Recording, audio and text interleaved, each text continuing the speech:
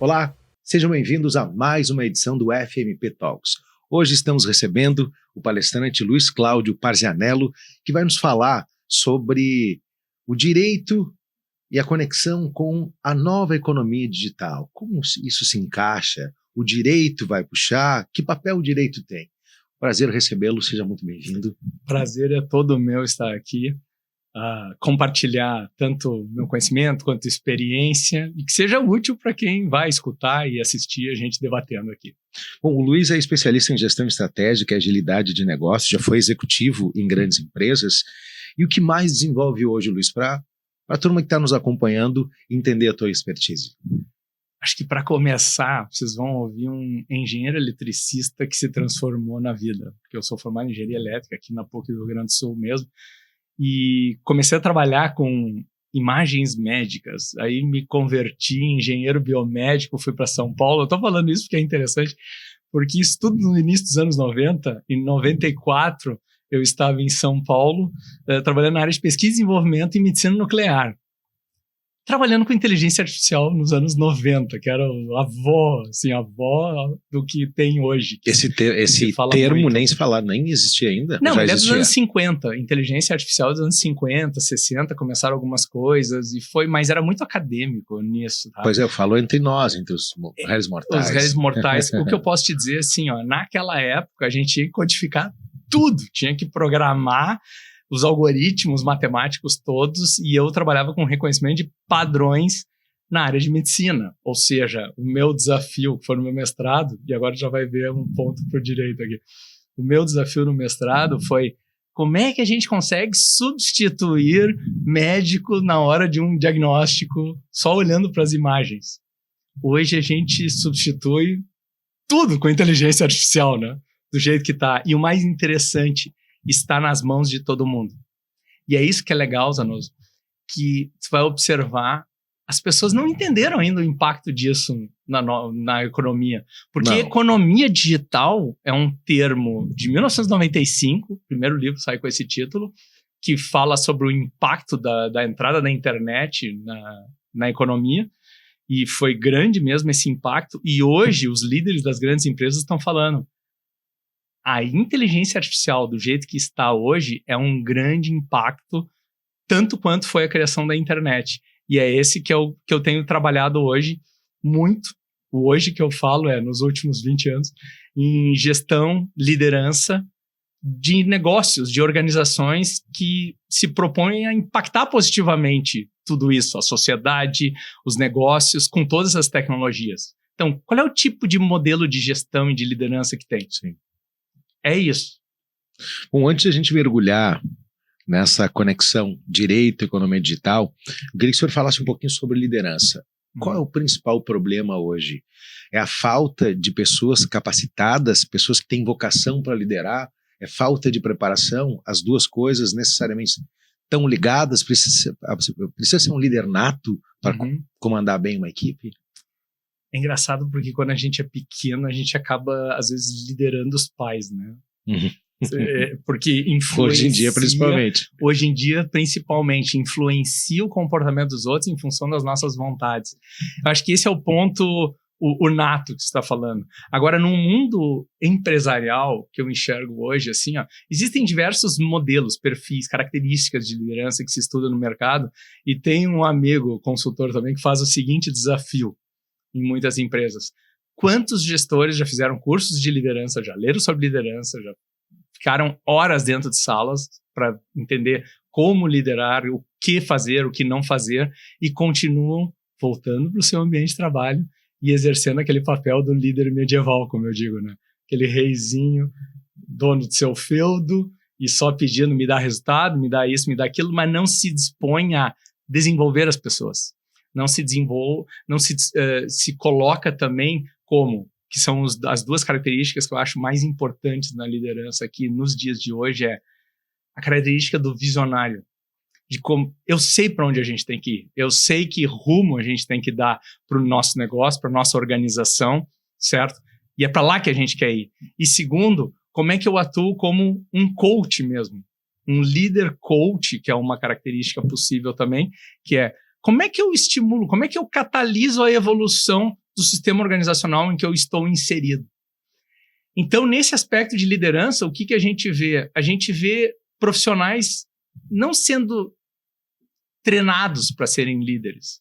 Eles recebem informações.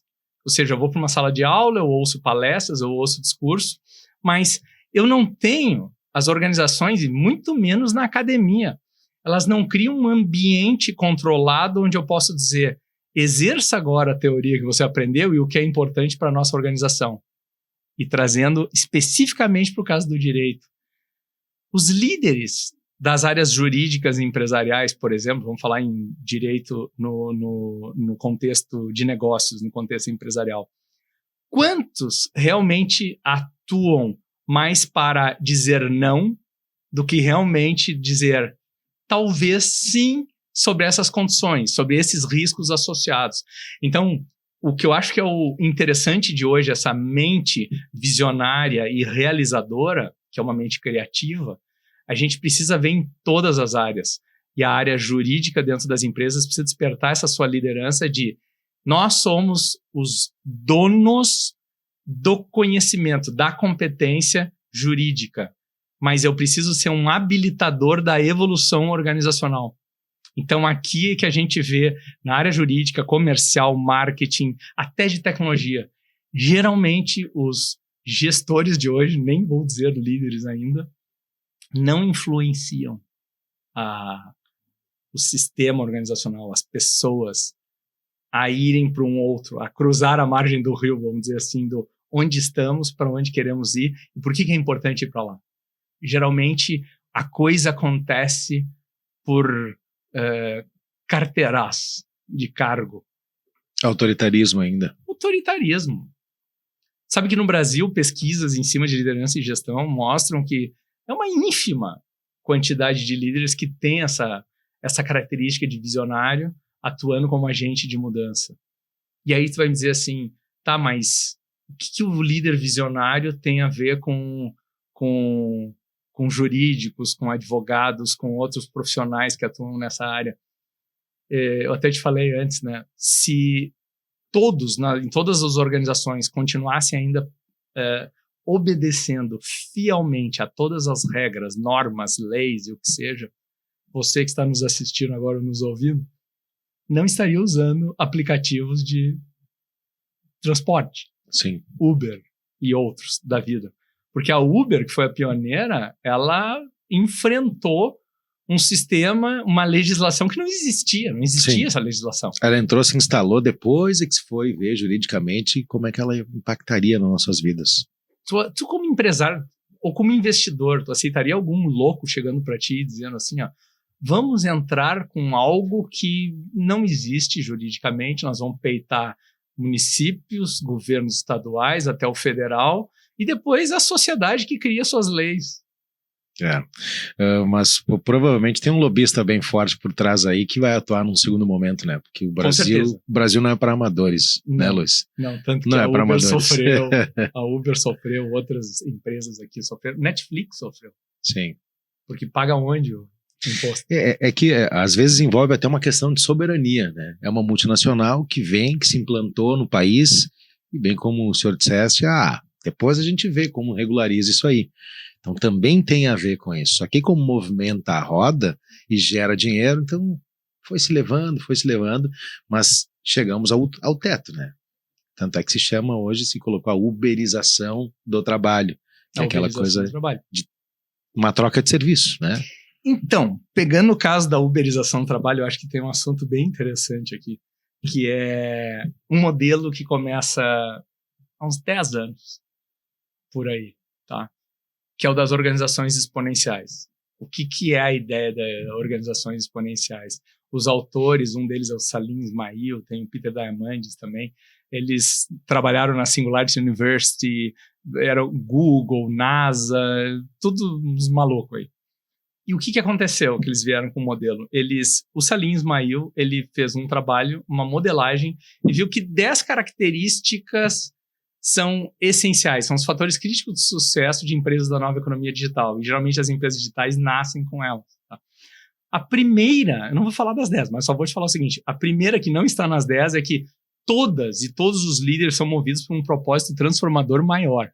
Ou seja, eles chamam de propósito transformador massivo.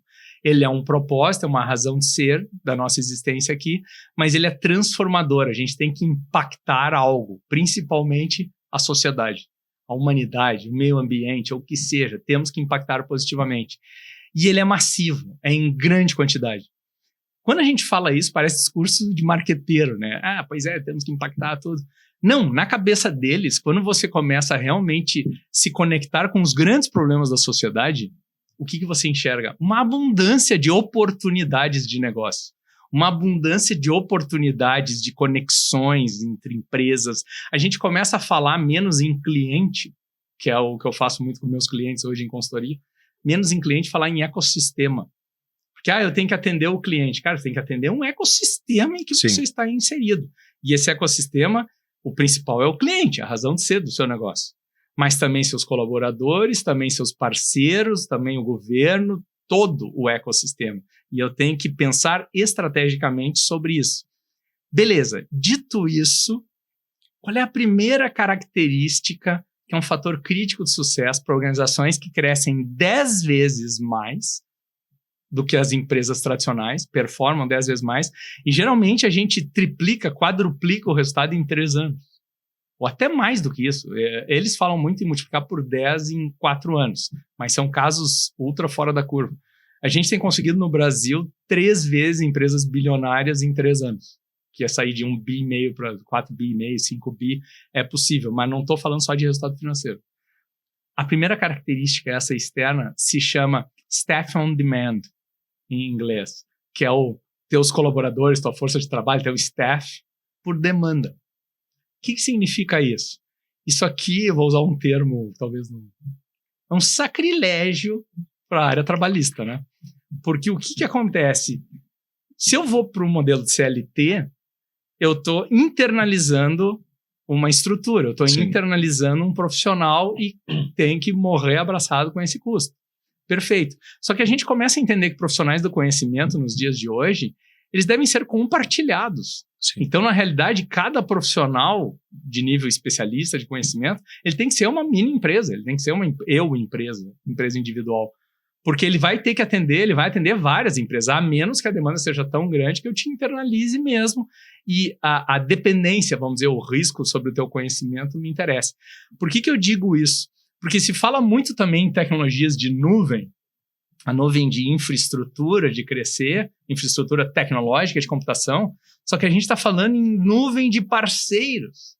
Então, quando a gente fala em triplicar o crescimento de uma empresa em poucos anos, hoje mesmo, numa reunião de manhã, eu já estava dizendo isso, não me pensem em aumentar 3 vezes a estrutura, porque vai acontecer o que a gente está vendo aí, os layoffs, aí, as demissões em massa que estão acontecendo no mercado, porque as pessoas continuam atuando com a cabeça do século passado na gestão empresarial e vendo, queremos dobrar o resultado? Precisamos do dobro de pessoas.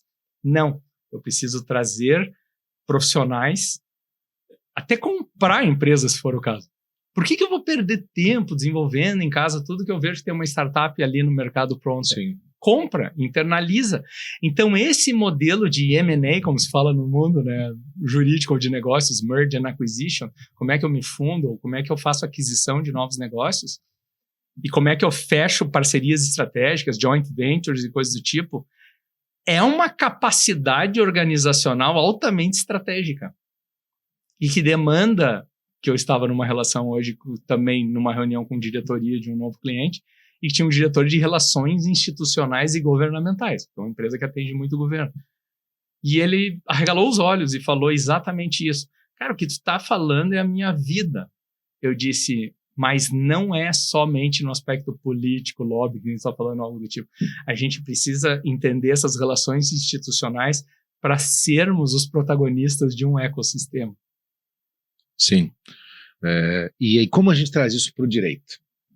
Essa é a nossa questão. Porque nós temos aqui, o senhor já falou que nós temos tecnologia que faz o trabalho para várias pessoas de uma maneira mais rápida e sem o fator humano, né? Sim. Sem uma doença, sem uma parada obrigatória para um tratamento, sem alguma perda familiar e tal.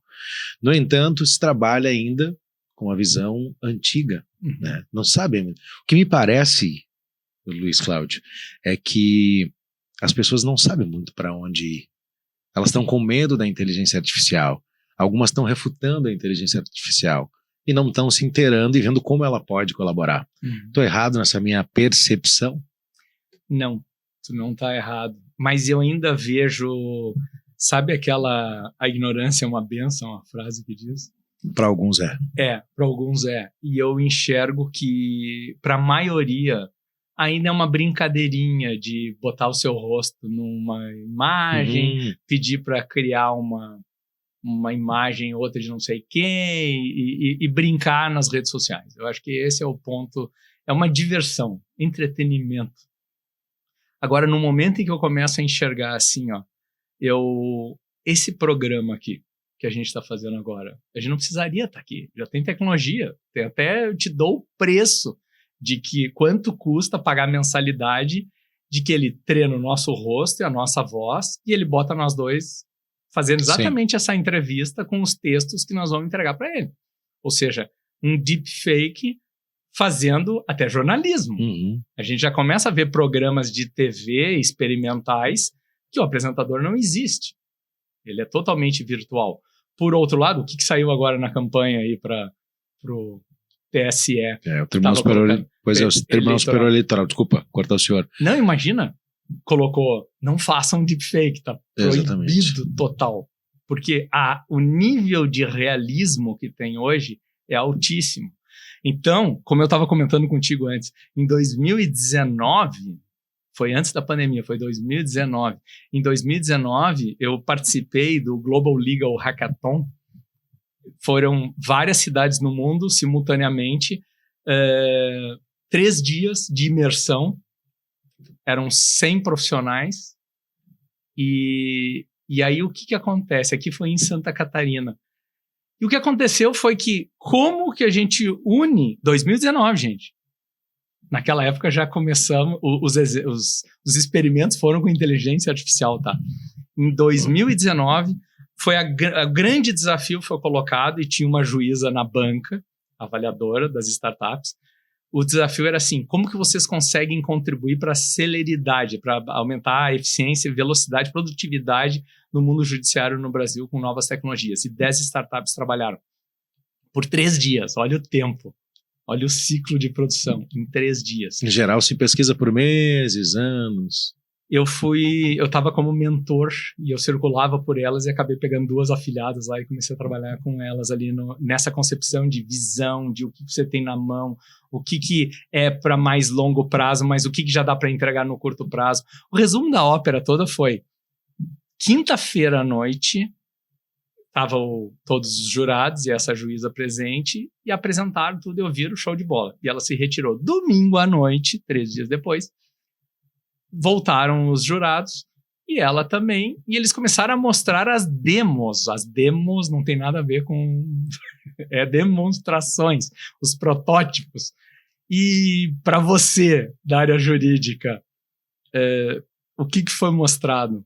Coisas do tipo, colocar uma peça processual e ele dizer o seguinte, não precisa de 30 páginas, 5 é suficiente, está aqui o resumo de tudo para ti.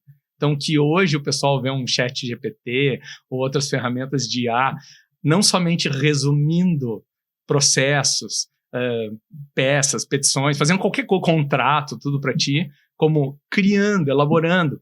E o que começou que foi fabuloso também, o trabalho foi, a partir do seu conhecimento, ele começou a dizer o seguinte, a probabilidade de perda dessa causa é de X% em função disso. Ele trouxe esse percentual. Sim. Ou tem já uma jurisprudência em tal comarca, assim, feito, e não sei o que, não sei o que lá. Imagina isso em tempo real. Ou seja, a tua advocacia, primeiro, abraçal de escrever os processos e tudo, isso aí, para mim, é o começo do fim. Sei que parece meio... Não parece. No jornalismo também isso acontece, porque, por exemplo, uma assessoria de imprensa, ela tem lá um repórter que vai fazer um release e tal. Com o ChatGPT, esse repórter já não precisa mais. só um curador para dar uma olhadinha e depois ver se não tem algo errado. Exato. Então precisa de um consultivo. Um consultivo. Precisa de alguém que tenha um conhecimento macro, e no direito me parece o mesmo caminho. Já se usa, alguns escritórios não admitem, mas já se usa o ChatGPT, porque, por exemplo, ao pesquisar uma jurisprudência, talvez uma pessoa vai levar horas, e a IA, minutos, segundos. Só que o problema são as consequências disso, Zanoso. Eu acho que aqui vem um ponto assim, ó. Escritórios de advocacia já usam esse tipo de tecnologia. Beleza, algumas grandes empresas de tecnologia estão proibindo que usem ChatGPT e outras ferramentas de IA dessa natureza, porque dados sensíveis são enviados para outra empresa. Sim. Então, você tem um contrato de NDA com essa empresa, vamos trazer para o lado jurídico. É bonito de colocar ali o processo, mas ficou na rede. Sim. Todo mundo dá o aceite do disclaimer lá, do Terms of Agreement lá, o termos de aceite lá de acordo de uso dos dados, mas eles ficaram com os seus dados. Sim. Então, vão para lá. Eu mesmo tenho explorado muito isso, porque eu tenho usado o ChatGPT para aprimorar os textos. E até, tu falou em jornalismo, a gente tinha uma assessoria de imprensa. A assessoria de imprensa eu ainda acho importante no aspecto do poder que ela tem de entrada. Aí é o lado humano mesmo. As relações entre chefes de redação. Que um ChatGPT não vai me dar. Não, isso não. Agora, quando eu chego para ele e digo assim, me faz uma matéria, sei lá, ao estilo copywriting, que eu vou começar com esse texto, tá aqui os tópicos na sequência, e no final tu faz a promoção do curso, assim, todo. Ele entrega, né? Ele me entrega com alta qualidade, sem erro de português, tudo perfeito e vendável. E tu diz assim, porque eu uso às vezes isso, eu digo, e dirija isso para executivos da tua comunicação. Então eu costumo dizer que quem começa a entrar no mundo de inteligência artificial, como uso de ferramentas, no curto prazo é produtividade mesmo. Só que eu tenho que encarar a ferramenta de IA não como um buscador do Google, que eu boto palavras-chave. Você tem que conversar com a ferramenta, e isso que é bizarro para muita gente. Muita gente não tem que alimentar a ferramenta, né? Você tem que conversar como se ela fosse um humano.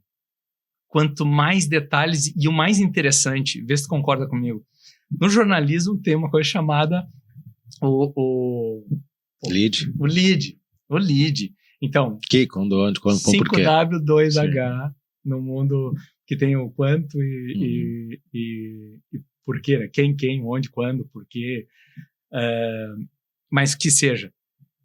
Então, a gente fala em fazer perguntas de precisão, né? Sermos mais específicos. Seja específico, quem estava fazendo isso, quando estava fazendo isso. Então, para falar com uma máquina hoje, com uma solução de inteligência artificial, quanto mais específico eu for naquilo que eu quero, melhor será o resultado. E aqui começa um ponto trazendo agora. Será que os profissionais, especialistas como advogados, a área toda jurídica, estão levando para a sua vida profissional o que fazem na vida pessoal, a superficialidade das redes sociais? Porque na superficialidade eu não entro, eu não leio a matéria inteira e já emito juízo de valores. Sim. E não é um ponto a pensar? Hoje em dia é tabula rasa, né? Se lê, é uma grande dificuldade a pessoa aprofundar um texto. E a inteligência artificial, nesse sentido, também te entrega o que tu desejar, né? A gente fez um exercício no grupo de jornalistas, uma turma bem conhecida aqui no jornalismo do Rio Grande do Sul, e a gente, vamos fazer um curso, cada um uma especialidade, oratória, outro TV, outro investigativo, e a gente colocou uma linha para cada um de nós, somos 7 nesse grupo. O ChatGPT entregou um curso completo. Foi impressionante. Com a linguagem adequada, com a linguagem, com o discurso já da venda, por que era importante, com argumentos. Eu fiquei, assim, impressionado. Pois é. Então, juntando tudo, só se fala hoje que a gente precisa de empresas orientadas a dados e informações. Na área jurídica, eu sempre ouvia falar assim, contra dados não há argumentos. Beleza, então num mundo repleto de dados em que a gente vai ter que tomar decisões baseadas em dados, não dá para ficar esperando tantos dados ainda assim. Eu ainda preciso ter o lado humano de sentimento, o que eu estou usando de... Como é que é a palavra que me falhou agora? Intuição para tomar algumas decisões. Mas eu vejo que muitos líderes e gestores têm medo de botar a sua intuição na mesa, assim, e tomar decisões que possam impactar negativamente o todo. Por isso é que eu acho que eu vejo assim, ferramentas como inteligência artificial, que realmente quem não está acompanhando essa questão está sendo colocado como a eletricidade do século XXI. Porque a eletricidade foi uma mudança absurda na humanidade. É absurdo o impacto disso, porque se fala em inteligência generativa, né? Inteligência artificial generativa, ela é capaz de criar e gerar coisas. Então, a partir disso, eu tenho que começar a ver o seguinte, em que, na minha área do conhecimento, isso não me substitui tão facilmente. Em reproduzir o que está escrito. Reproduzir o que está escrito não tem 5 anos pela frente, aí eu acho que acabou vamos dizer assim, o grande valor agregado de um profissional que se coloque no mundo altamente operacional. Eu acho que é subir para um nível mais tático e até mesmo estratégico. Ou seja, dentro da minha área do conhecimento, como é que eu me torno um habilitador de capacidades organizacionais? Nós estamos falando em algo profissional aqui. Então, capacidades organizacionais para o meu cliente, eu como um recurso estratégico mesmo, um habilitador de capacidade. Que capacidade eu levo para os meus clientes? Análise crítica, planejamento, pensamento estratégico, pensamento sistêmico. A gente leva todas essas capacidades que são difíceis de desenvolver rapidinho para uma tomada de decisão. Então, a gente entra e ajuda nisso. No aspecto jurídico, que capacidades eu trago aqui? Esse é o ponto que eu diria, que não sejam somente as capacidades de negação. Ou seja, eu me inspiro muito no Walt Disney. Eu sei que parece meio clichê assim, falar do Walt Disney, mas até depois da manhã eu vou dar uma palestra de encerramento num evento, o Agile Trends, aqui em São Paulo. É o maior evento no Brasil de agilidade, e eu estou levando o discurso Liderança Evolucionária. E um dos momentos eu vou trazer o Walt Disney. Por que eu vou trazer o Walt Disney? E por que liderança evolucionária? Porque o Disney, ele tinha 3 chapéus. Chapéus que eu estou dizendo é estilos de ser, comportamentos enquanto líder. Que ele não misturava os 3 e ele usava e ele seguia os 3 nessa sequência. O primeiro era sonhador. Quando as pessoas estavam criando, fazendo brainstorming, botando ideias de para onde temos que ir, vamos desenhar o estado futuro desejado, vamos desenhar o para onde queremos ir, não seja o chato lá que começa a criticar. E tem uma frase do Walt Disney que diz assim, na criação do sonho, eu nunca vou chamar contadores e advogados. Então, esse sonhador, dessa frase pitoresca dele, né? Eu não chamaria contadores e advogados. Por quê? Por que advogados, contadores não podem se colocar numa posição de sonhador? Parece que não há permissão interna. Para mim, trabalho muito com ferramentas de coaching executivo, é como se fossem crenças limitantes. Me formaram assim. Eu tenho que ser aquele que protege as coisas e não aquele que bota em risco. E eu vejo que o profissional de uma nova economia, hoje principalmente digital, que é totalmente VUCA, lembra do volátil, incerto, complexo e ambíguo? Eu digo, o mundo é VUCA e cada vez mais VUCA por causa desses recursos digitais. É cada vez mais volátil, é cada vez mais incerto, cada vez mais complexo e nunca todos pensarão do mesmo jeito. Sim. Sempre vai ter ambiguidade. E aí as pessoas surgem com o famoso bunny, né, que veio em 2020. No meio da pandemia, um futurista americano largou dizendo que VUCA era velho, que agora a pandemia mostrou que o mundo é bunny. É brittle, de quebradiço, no caso de frágil. é mais traduzido como frágil mesmo. Então, o mundo é frágil, ele é ansioso, que era o A do ansioso, o N do não linear e o I do incompreensível. Aí eu disse assim, gente, me poupe, cara, com todo respeito ao cara, mas se ele é incompreensível, tu toca a toalha branca ali, ó, no ringue e acabou a luta, né? Eu me nego a ser incompreensível. Minha formação é engenharia elétrica. Engenheiros eletrônicos e eletricistas sempre acham que é possível resolver tudo. Não temos limites. E aí, não diga que é incompreensível. Ponto número 2, não linearidade. É o que a gente quer. Lembra que eu estava falando de organizações exponenciais? A exponencialização de uma organização é a explorar, é surfar uma onda não linear. É isso que a gente quer. Agora, quando a gente chega no frágil e ansioso, eu te dou a resposta. A incerteza do VUCA gera ansiedade. As pessoas ficam ansiosas com as incertezas. E não saber lidar com a complexidade desse mundo que a gente está vivendo te deixa frágil. Então, quais são os antídotos que todos esqueceram? Porque o termo VUCA é lá dos anos 80, Colégio de Guerra dos Estados Unidos, lá, do Exército Americano. E ele surge assim, ó. VUCA é o ambiente inóspito em que líderes estratégicos precisam se manifestar.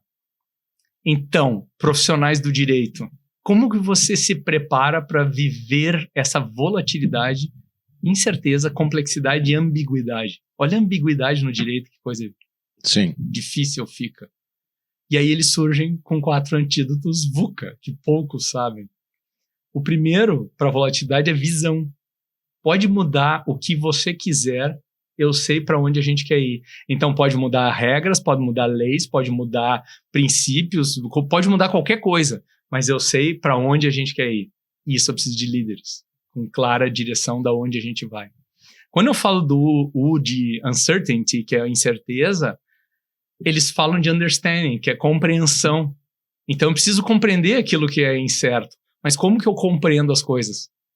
Vê se um perfil de jornalista não funciona aqui. Fazendo perguntas.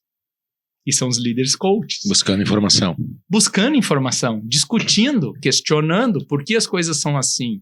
O que aconteceria se fosse de outro jeito? São perguntas de coaching mesmo, que é provocar reflexões sobre crenças limitantes. Então, quando a gente junta essa visão, o visionário com o coach, são os 2 estilos de liderança que eu vejo que são os necessários agora. E a gente precisa, não digo todo um escritório de advocacia, toda uma área jurídica de uma empresa, mas eu preciso ter pelo menos o líder de uma área jurídica surfando a onda do visionário que está lá. Porque senão ele vai ser sempre o que dá para trás. Sim. Esse é o primeiro chapéu do Disney, né? Qual é o segundo comportamento que o Disney tinha? Era o pragmático, o realista.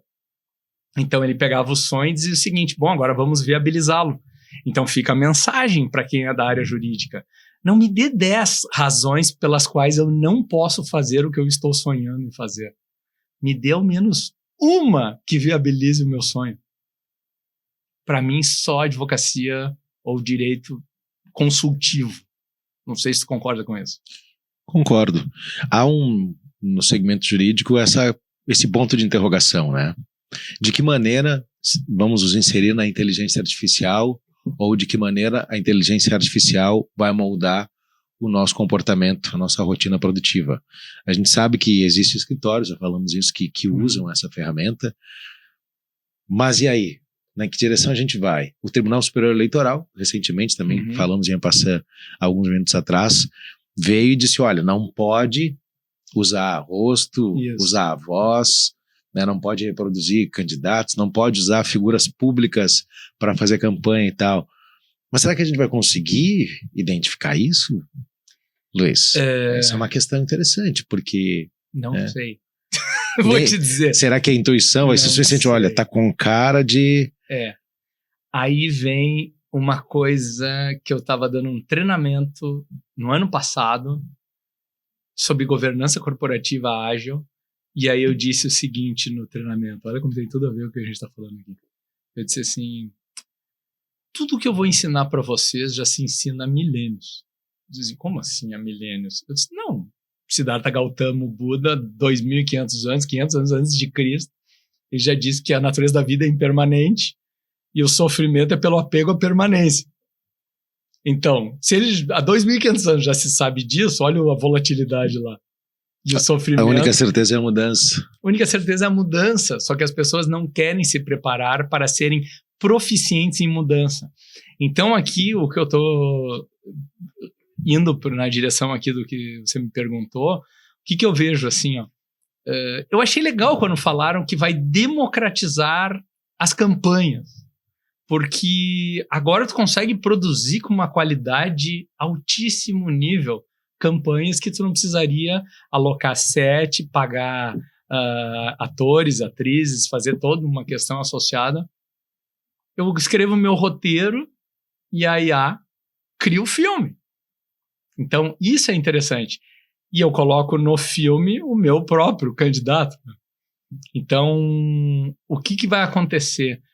Para mim, eu acho que esse ano, eu nunca parei para pensar muito a fundo nisso aqui, mas já que trouxe agora, para mim a primeira coisa que me vem em mente vai ser, mais uma vez, uma grande demonstração de marqueteiros, assim, de o quanto agências de publicidade, essas empresas todas que vão criar ou a ilusão ou a realidade mesmo, mas é o desejo por um candidato, a ponto das pessoas se tornarem eu sigo ele independente da natureza dele, qual seja. É o quanto eu vou conseguir dourar a pílula, o quanto eu vou conseguir encantar na comunicação para converter isso em votos. Então nós vamos ver, assim, não vou usar o termo aberrações, eu vou dizer, nós vamos ver campanhas lindíssimas. E quem vai estar fazendo isso à frente são as pessoas de marketing. E o que eu estava no curso falando, que tudo que a gente está discutindo é do passado, aí um aluno falou assim para mim, cara, tá na moda falar uma coisa que mais antiga eu não sei, cara, mas chama ética, que se fala no direito. Então, aqui vem um ponto, ética, valores, princípios. É isso que eu acho que tem que ser trazido de novo. Eu sou otimista nesse ponto, assim. A gente vive uma crise de valores, né? A gente vive uma era líquida, como dizia Bauman, né? As relações são líquidas, isso te bloqueia aqui, acabou. Na rede social não falamos mais, e se foi. Né? Então, o direito acaba sendo esse catalisador, né, Luiz? Para mediar, por exemplo, um desalinho nessas relações. E a grande pergunta de milhões, e ficaremos milionários se eu responder ela agora, é direito e economia digital. Economia digital e direito. Acho que essa é a grande questão. Para onde vai? Eles vão se entrelaçar? Eles vão se refutar? Essa é a grande pergunta. Eu acho que o direito não some nunca, né? Sempre vai existir. Olha quando foi criado, concebido, e o ponto todo é a velocidade com que a gente discute o que se faz com ele. Quando eu falei do Disney, do sonhador, do realista, tinha o terceiro que era o crítico. Então aqui a gente vê o direito fazendo um papel muito forte. Todas as áreas que são criadas para serem críticas de algum processo, de fluxo de relações, das relações humanas. Então, que nem tu falou, todas as relações são líquidas. Está no contrato? Senão no contrato não vale. Eu tô brincando com isso porque esse mundo ágil que a gente fala da cultura ágil, que começou a despontar muito no mercado, principalmente de tecnologia, em 2001, quando assinaram 17 gurus da área de tecnologia da informação, eles escreveram um manifesto numa conferência nos Estados Unidos, que era um manifesto para o desenvolvimento ágil de software. E o interessante é que eles botam assim, ó, as pessoas, os indivíduos e as suas inter-relações têm muito mais valor do que processos e ferramentas. Sem dúvida. A maioria não acredita nisso ainda. Estou te falando isso, 20 anos trabalhando com agilidade, a maioria não acredita. A gente fala que tem que começar com as pessoas, trabalhar nas crenças, nos valores, olha até ética, começar a trabalhar com todas essas questões de propósito transformador, que é para fora. E geralmente a resposta que eu ouço é assim, eu quero cronograma, procedimento. Como é que eu crio um procedimento para mudar uma cultura organizacional? Então, eu acho que vem esse ponto de um profissional de uma, não só economia digital, que era de 95, mas de uma nova, como eu costumo chamar, uma nova economia digital totalmente disruptiva, acelerada, exponencial, que cada dia tem regras novas e surge coisas novas, ele tem que saber surfar nessa onda. Ele não pode ser...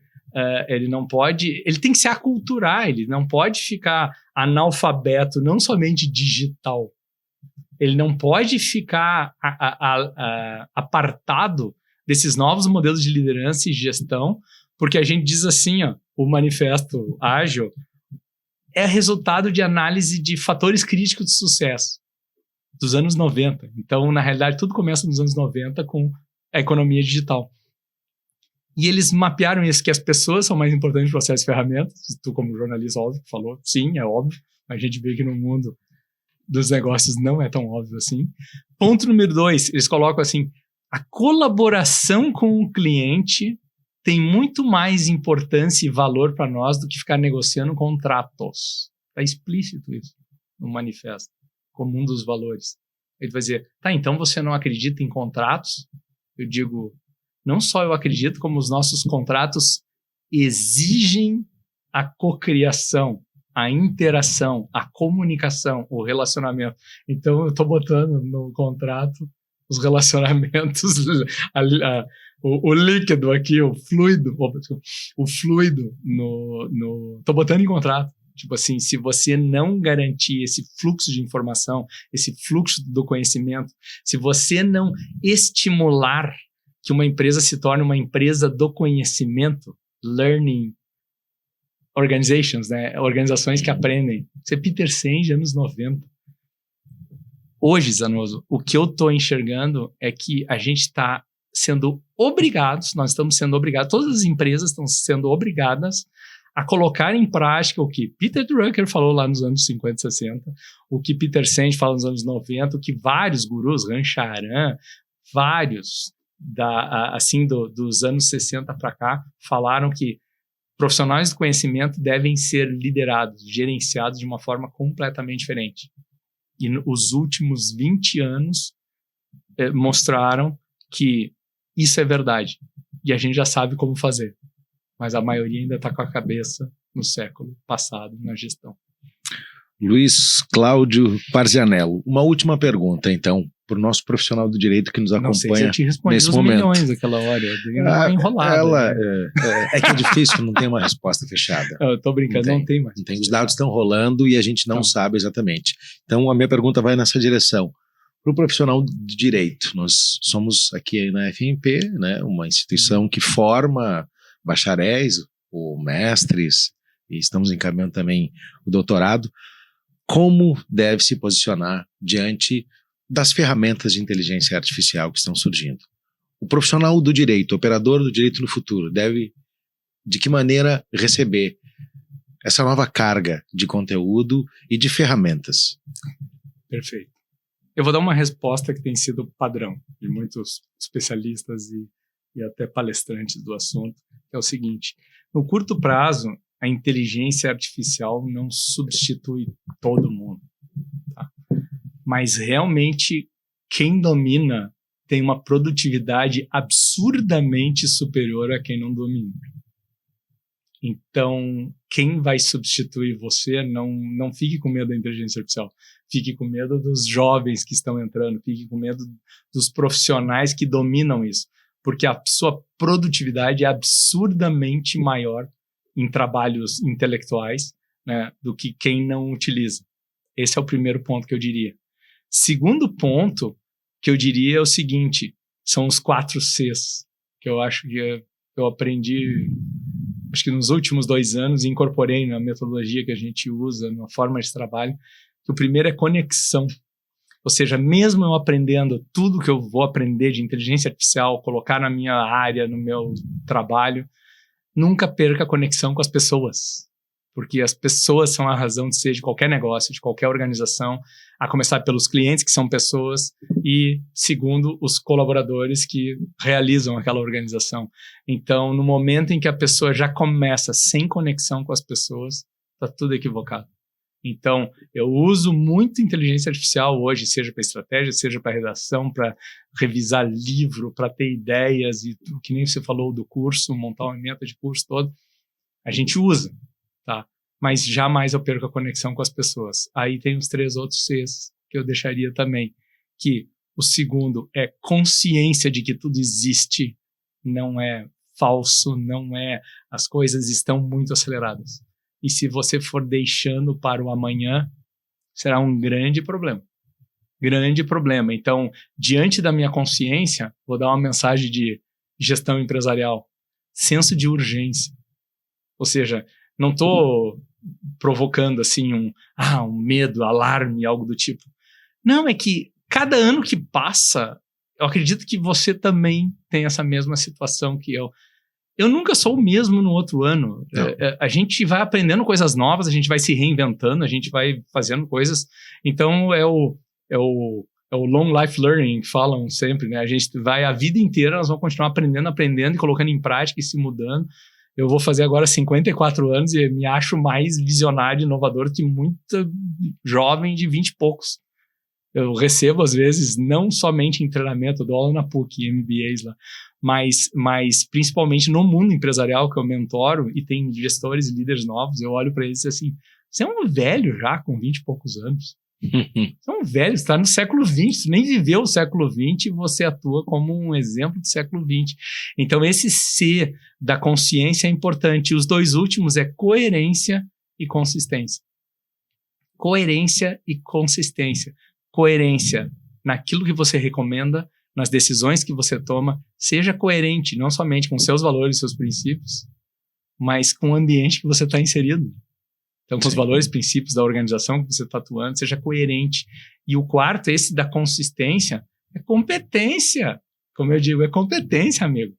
Então, inteligência artificial te ajuda a aumentar a produtividade e tudo, mas não vai te substituir na hora de dar as caras lá. Sim. Você vai ter que ser consistente e mostrar que é capaz de entregar o que precisa ser entregue. Então, seja o recurso estratégico que todas as organizações querem, desejam e almejam. Seja o sonhador, o realista e o crítico, numa mesma pessoa. Muito bem. Queres acrescentar algo mais à nossa conversa, nesse encerramento? Eu acho que eu já dei todo aqui as mensagens. Eu só faria um convite. Quem tiver interesse em saber mais sobre esse assunto que eu tenho falado, a abo.academy, com Y no final, né? abo.academy em inglês, que é Agile Business Owner Academy, uma academia de líderes de negócios agilistas, tá? É interessante porque a gente tem trabalhado muito, a maioria do conteúdo lá é gratuito, certo? É uma iniciativa financiada pela Surya Consulting, a empresa de consultoria que eu fundei ali em 2001, e ainda está aí no mercado. E é engraçado isso também, então, já que estamos falando sobre isso. Eu mais atendo empresas de fora do estado do Rio Grande do Sul do que no Rio Grande do Sul. Eu atendo muito Santa Catarina por causa de inovação e apetite ao crescimento e ao risco, e São Paulo. Basicamente, estou com uma empresa do Mato Grosso do Sul que atende governos de todos os estados e que também é apetite ao crescimento. Aí a gente enxerga, fica a dica que claro que tem gaúcho com apetite ao crescimento. Olha o que é a nossa Caxias do Sul, olha Gramado que está hoje. Claro que tem, mas o interessante é santo de casa não faz milagre, né? Então eu tenho que trazer de fora para resolver, e é engraçado que a gente resolve os problemas lá de fora. Amanhã mesmo eu estou indo para São Paulo. Então eu vivo aqui, sou gaúcho, estou aqui, morei no exterior, voltei no 99, 2000, e fica o convite, visite a IBO Academy. E se alguém tiver interesse em abrir uma frente, porque tem várias frentes lá que a gente desenvolve na academia, em torno desse tema, liderança e gestão evolucionária. Por que não na área jurídica? Está aberto. Muito bem. Nós conversamos com o consultor, palestrante, executivo Luiz Cláudio Parzianello, que é especialista em gestão estratégica e agilidade de negócios. Uma satisfação ouvi-lo. Muito obrigado pela colaboração aqui no nosso FMP Talks. Eu que te agradeço. Estou sempre à disposição. Obrigado pelo convite mais uma vez. Compartilhe esse material. É muito importante que você mande para o seu colega, mande para o seu familiar, mande para o seu amigo, porque a gente mesclou aqui um pouquinho de direito na gestão, gestão no direito, e são assuntos abertos que vão render ainda muitos programas. Muito obrigado pela sua audiência no nosso FMV Talks e a gente se reencontra na próxima. Obrigado. Até.